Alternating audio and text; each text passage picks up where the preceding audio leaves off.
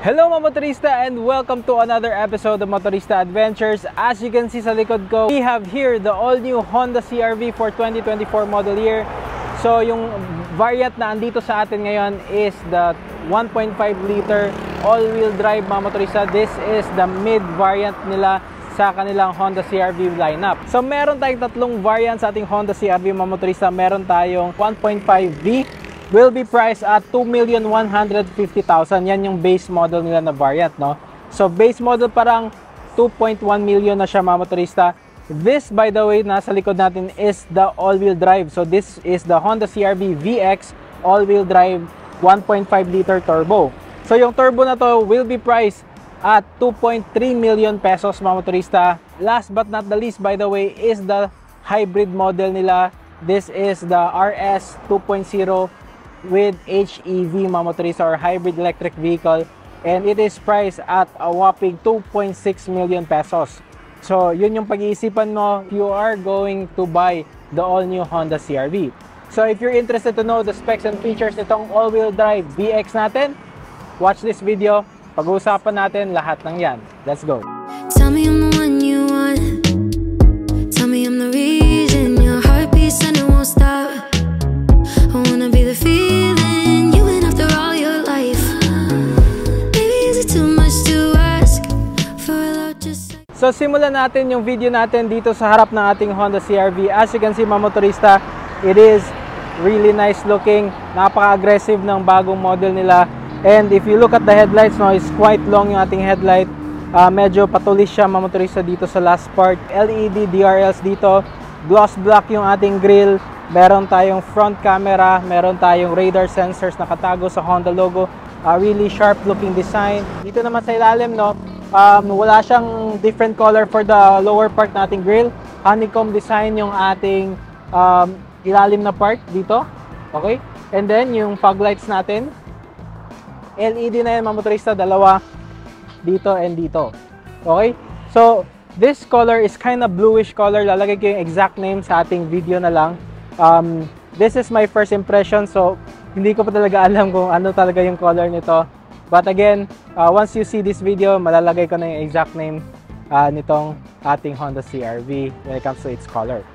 Right, so ngayon naman mga motorista, let's take a look at the other parts of the Honda CR-V. But before that, let's take a look at the headlights. Papakita ko sa inyo kung ano yung ilaw niya.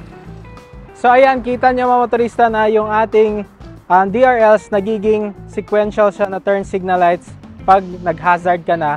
And then yung ating LED, again, tatlong LED dito, dito, and dito. So tri-LED siya. Yung ating high beam is on the middle part. So low beam andito sa mga sides. Okay, so dito naman sa side ng ating Honda CR-V mga motorista, as you can see, yung ating hood napakahaba na for this year. No, very different from the previous model CR-V. From my generation, 2015 model year, maliliit yung mga hood nila. Ito, mahaba na yung hood ng mga CR-V. For this model year also, they have reflectors already on the wheel arches. Meron pa din tayong mga black plastic claddings, mga motorista. And yung ating wheels and tires, it is a silver painted wheel. Very simple lang siya. Hindi siya ganun ka-attractive talaga in my opinion yung ating wheels. So yung tires pala nito is highway bias tire from Michelin. It is a Michelin Primacy na tire. And 235/60 R18 yung kanyang tire size. Very new design na side mirrors. Again, it's a more bulging type na side mirror here. You have your repeaters dito. Meron tayong camera sa ilalim for the 360-degree view camera. So, meron din tayong roof rail for the Honda CR-V for the new model. Wala tayong sunroof or any panoramic roof for this VX model. I'm not so sure about the HEV. We'll know that now on the launch itself kasi ito lang yung meron si Honda Cagayan de Oro. Now onto the back, again you have still that plastic claddings no, dito sa ilalim na part, but very modern, very simple lang yung design niya talaga mga motorista. Meron tayong character line from the headlight going to the other tail light natin. And of course, you can see here na meron tayong disc brakes dito sa likuran as well. Solid disc brake, not ventilated.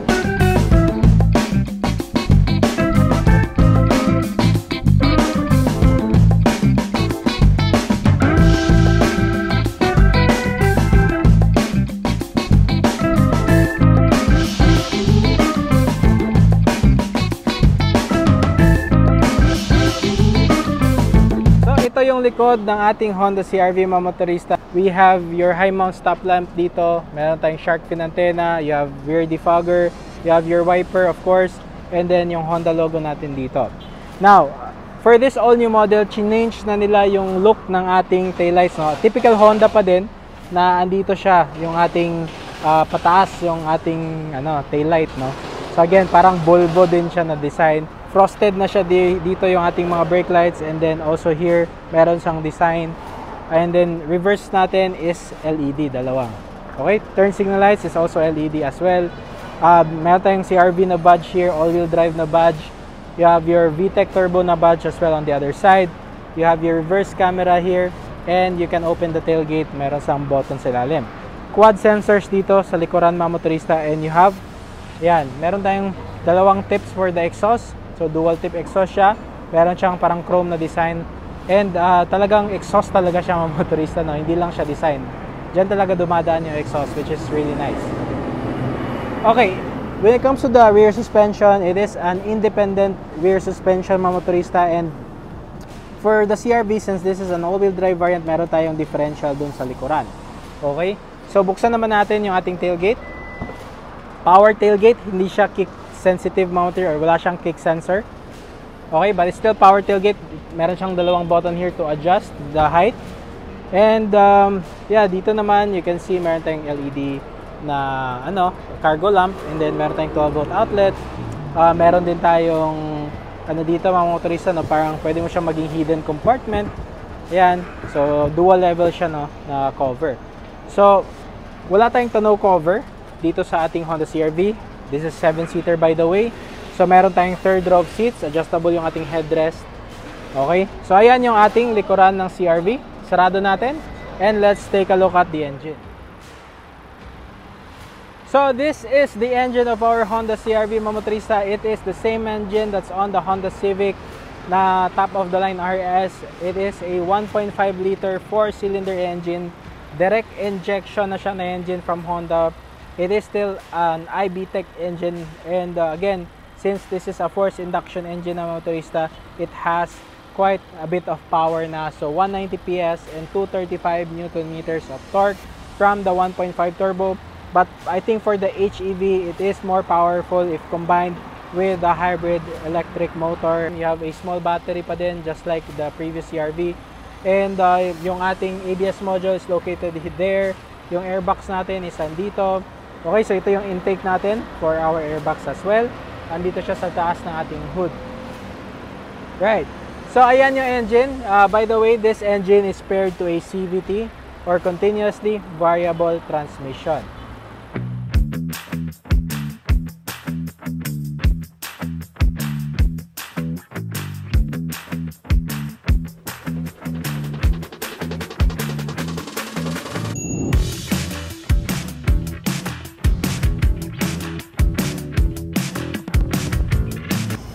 By the way mga motorista, ito yung susi ng ating Honda CR-V.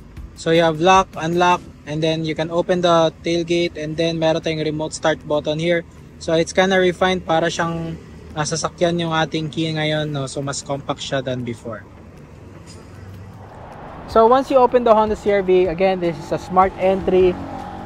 Definitely upmarket na si Honda CR-V ngayon.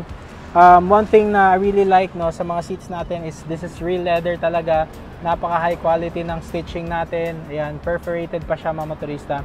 And definitely this has lots of adjustment. O, kita nyo naman, this is a 10-way adjustable driver seat. You have slide. Ayan, height. Now front, you can adjust the front. You can adjust the rear part of the seat. You have your recline, and you have lumbar adjustment. No, you have 4-way lumbar adjustment here mga motorista, which is really fancy.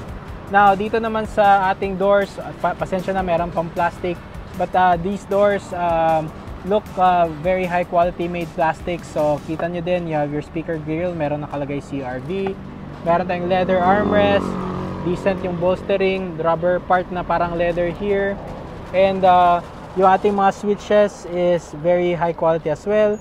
So, auto up down, all windows, no, auto up down pala. You have lock and unlock button here. Also on the passenger side, meron din siyang lock and unlock button. So, one thing that I notice is pares pa rin siya sa ating previous model na CR-V na meron siya parang fancy na wood grain trim here mga motorista sa side ng doors. Okay, so soft touch yung ating upper part ng doors. And for this model year, meron tayong memory seating sa ating Honda CR-V. So, 2 position memory seats. So, sa misis mo at ikaw, pwedeng pagpipilian mo kung anong seat. So, once you get it, press mo lang, automatic driving position mo na yung i-adjust niya. For the seat only, hindi kasama yung steering wheel. Steering wheel is tilt and telescope as expected. And then also here on the side, you can see na meron tayong adjustment for our headlights, yung power tailgate natin, and traction control button. So ngayon naman, atras natin yung upuan and then pasok tayo sa loob. Let me show you around the interior. So we are inside the Honda CR-V mga motorista, and definitely this Honda CR-V, again, upmarket siya. For this new model, mas less yung curviness ng ating dashboard. Very straightforward design, very modern, very may pagka-classic din because of this parang wood trim here mga motorista. Ayan, I really like this dashboard, no? Very simple and elegant looking. Wala siyang masyadong design. So it's very Honda na engineered, and the fit and finish is really good as well. Honeycomb design dito sa ating grill, no, for the aircon vents. So ito lang yung vents natin, pero ito meron siyang design here. Yung ating steering wheel is full leather siya, thick rim steering wheel. You have a very chunky part here sa ating steering wheel for the horn. Didn't expect the horn to be that sound. So remember that, ganyan yung sound ng horn. And then yung ating harapan is the 10-inch display, no. Same din to sa ating Honda Civic na display. So lots of things that you can adjust dito sa screen sa harap natin. On the left side, you have your rev counter. On the right side, you have your permanent temperature gauge na mga reading. Reading din sa ating fuel gauge is permanent mga motorista. When you also adjust the next button, yung ating call button, through the steering wheel control, very intuitive, no? As you can see, if you scroll down, mabilis mo lang makita yung mga kailangan mong baguhin. Pero again, this we've seen this on the Honda Civic mga motorista. Now, on the other part of the steering wheel, you can see na meron tayong distance button here. This is for the ADAS, or the adaptive cruise control, and also for the lane keeping assist or road departure mitigation na buttons as well. Now, if we use the scroll wheel, you can go to the menu. Kita nyo yung ating mga trip information. Ayan, driver attention level. So, meron ka ding indications kung saan papunta yung torque natin, since this is an all-wheel drive vehicle. So, malalaman mo kung saan pumupunta yung torque, especially on off-road situations. You also get seat belt, no. Kung nakaupo ka, it will warn you that some of the passengers don't have seat belt. And pati sa third row mga motorista, no, it will warn you also. So maintenance reminder, safety support, so you can adjust also that. So meron tayong kita natin here, you have your road departure mitigation, part of Honda Sensing, and collision mitigation braking system. Okay, and then parking sensor system as well. So ayan, basically that's it, no. So you have your gear position indicator, you have your temperature gauge, you have your odometer, that's 42 kilometers pa lang. So kita din natin na automatic yung ating headlights. I think high beams are automatic as well. And then ayan, so meron din tayong fog light switch. Dito sa kabila, automatic wipers as well. And definitely, ito ding part na to, this is a 9-inch display. What I really like is physical buttons are quite clicky here. So, alam mo talagang napipress mo siya. And backlit yung ating mga buttons dito sa ating infotainment system. So, you have your volume knob, you have your next button here. Navigation built-in, no? So you don't need Waze, you don't need any other maps kasi meron na siyang built-in navigation. Ayan, kita nyo naman. And this head unit, no, yung ating CPU here is quite powerful.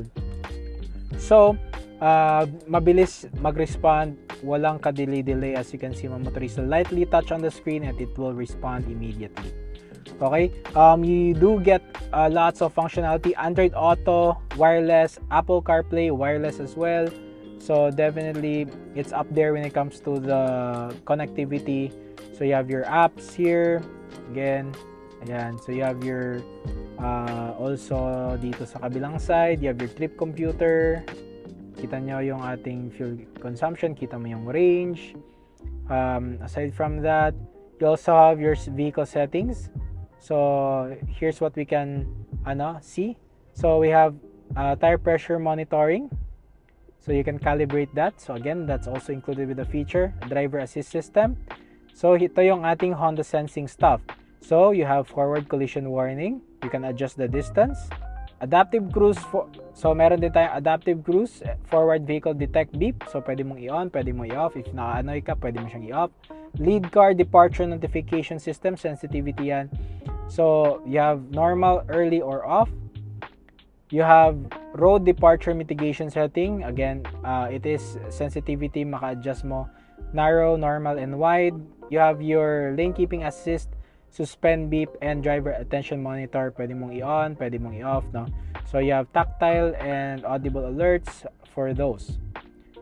So going back, no, meron din tayong adjustment for our driving position for the memory seats. You have meter set up. You can adjust whatever you want here, like fuel economy, yung ating mga either degrees or Fahrenheit kung gusto mo, or miles per hour or kilometers per hour. You can adjust everything. Lighting setup as well, auto high beam, interior dimming time, headlight auto off timer, again adjustable. Keyless access setup, so you have a beep, you have light flash, and you have remote start also for this Honda CR-V. Another thing that we can see here, you have your door window setup, power tailgate setup, and maintenance information. So another thing that for the new CR-V, no, first time in a CR-V, is the availability of a 360-degree view camera. So first, before natin pakita yan, pakita muna natin yung button dito sa kabila. So itong button na to sa kabila, it is for the lane watch system. So if we press this, just like the previous model CR-V, meron tayong camera on the side. So nakakatulong siya na if you're trying to overtake and change lanes, diba? So that will warn you, no, if there is a motorcycle. So ipapakita niya on the screen, and very easy mo lang makita, and the definition is quite better than before, but hindi pa din siya ganun ka HD. Meron din tayong button as well. So once we press that, you can clearly see we have your 360-degree view camera. So ayan mga motorista, you can see clearly, no, but again, you can definitely see already what's surrounding the vehicle itself. So you can see the tires turning. Ayan, this is for the left and right. And also, ayan, you have trajectory as well. And I really like na yung ating front camera is hindi siya yung parang distorted yung view. Ito talaga yung view niya is very linear. So definitely you can maneuver the CR-V, no. Yan, kita yung mga corner, diba? So that's really cool. So reverse natin si CR-V, and let's check out the reverse camera. Reverse camera is also quite nice, quite good in terms of definition, and again, trajectory is here. So you have dual view, of course, no? So meron tayong bird's eye view, meron tayong back view. So that is the 360 or around view camera of the Honda CR-V. So dito naman tayo sa ating lower part ng dashboard. What I really like sa Honda is, look at that, very premium feeling na mga clicky buttons here. So very satisfying to touch. Yung mga buttons natin feels positive when you touch it. So you have max cool function, ayan. You have your AC button here, your circulation natin, and dual zone climate control. You can also press these buttons right here. Okay? And then dito sa ilalim, you have wireless charging. Ayan, wireless charging pad mga motorista. You have type C for your charging sa phone. Meron din tayong type A port, assuming I think this is for your wired Android Auto and wired CarPlay if you're gonna use it. Ayan, so as you can see, the reverse sensor is working, and meron siya mga audible and visual warnings, no, sa likuran na part. So 12 watt accessory outlet is here, 180 watt max, again wireless charging pad. Dito naman sa ating shifter, no, straightforward lang, PR, ND, and then sports mode. Okay, and then meron tayong icon button right here, hill descent control, electronic parking brake with auto hold. Ayan na, hindi mo na kailangan i-press sa screen. That's really nice. Auto holders, malaki yung ating center armrest, and leather siya. Yan, napakalaki mga motorista, no? Yan, meron pa siyang tray here. Dito naman, yan, damp yung ating compartment. Look at that. Napaka-slow nung bukas niya. And definitely yung audio system natin maganda. When it comes to the basic safety features dito sa ating Honda CR-V, what I really like is that it comes with 8 airbag system. 8 airbags, no? So you have driver dito sa steering wheel, you have your knee, airbag dito sa passenger, sa taas na airbag. Dito sa ilalim, meron din siyang knee airbag. Meron tayong airbag dito sa ating side ng seat, sa bolsters. Ayan, sa front. And then, yung ating side curtain goes to the third row, mga motorista, no? So, pati yung third row natin has curtain airbags. For this model also, no, they've changed this part here. So, LED again, just like the previous model, but again, it's redesigned. Meron tayong mga, light here or dome lights, no? Para sa gabi, and frameless na yung ating rear view mirror, which is really cool. Dito naman din, ayan, so hindi pa din yung ating mga vanity mirror is not LED, as you can see. So slides forward and back. So ngayon, de-demo natin. So meron siyang latch here. Ayan, so you can put it at the backward position. Okay mga motorista, no, as you can see dito sa likuran ng ating Honda CR-V, it is quite spacious here. Lots of toe room, lots of knee room. Actually, naka-forward na ng onti yung ating seat. Rear air vents located on the central part of the console. Dalawang Type-C na USB port, which is kind of nice. Another thing that really amazes me is that this type of dome light, diba? So, parang airplane dome light. So, I really like this because it's touch sensitive yung ating button here. Napaka cool na implementation. You have your hawakan dito, and then ano pa ba? You have your armrest, meron siyang cup holders. You have headrest, and then ISOFIX, no, points for the child seats. Air conditioning natin dito sa likuran. So meron tayong dito mga motorista, no, switch. So off, 1, 2, and 3. So yan yung ating aircon vents, no, dito sa likuran. Ayan.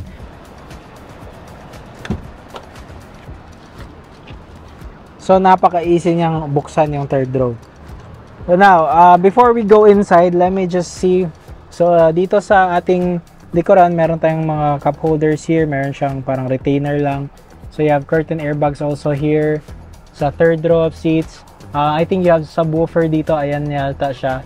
And then again, yung ating third row of seats though, parang medyo limited yung ating yung ating space dito. So tingnan natin. So let's go to the third row. Alright. So ito yung third row mga motorista. So definitely not the best place in the world to be, and I think this is still best for kids dito sa likuran. Medyo low kasi yung seat dito, so yung pakong mga turista, no, sobrang nakataas. But again, I think in the States kasi the Honda CR-V is just a 5-seater talaga. So primary 5-seater to, and again, for the Thai and Philippine model, they added some seats here, which is really nice, no, for emergency purposes. Kung hindi maiiwasan talaga na meron kang karga dito sa likuran or meron kang passengers, then you can carry at least 2 more people dito sa likuran, rather than putting them on the cargo area, di ba? Kung wala tong third row seats. But yeah, it's really nice here. You have your own air vents, so hindi ka mainitan. Go here, so di ba? So hindi din siya claustrophobic here. I still have some headroom left, no? So ayan mga motorista, yung ating third row of seats nating Honda CR-V. By the way, I think you can also recline the seats. Let me see if I can still recline. Yep, you can definitely recline the seats for a more comfortable position here. Yeah, I think the CR-V for this new model is very, very, very cool looking. Definitely a direct competitor sa ating Toyota RAV4, and very exciting to see both of them, especially on their hybrid variant, go toe-to-toe in terms of specs and features. And gagawin natin yan in the future kung mayroon mang stock ng hybrid na dito sa Cagayan de Oro. But as of now, I think the Honda CR-V all-wheel drive na BX model is the one to get if you want an all-wheel drive na CR-V. Okay? So, again, 2.3 million pesos yung asking price. Dito sa Cagayan de Oro, I think it will be more than 2.3 million pesos kasi meron pang freight. Now, special thanks nga pala mga motorista to. Ayan, we are at Honda Cagayan de Oro for letting us film dito sa kanilang showroom sa all-new CR-V mga motorista. So, once again mga motorista, don't forget to hit the like button, subscribe, click that notification bell for more videos in the channel. Once again, this is Adrian. You are watching Motorista Adventures. See you on the next episode. Bye-bye.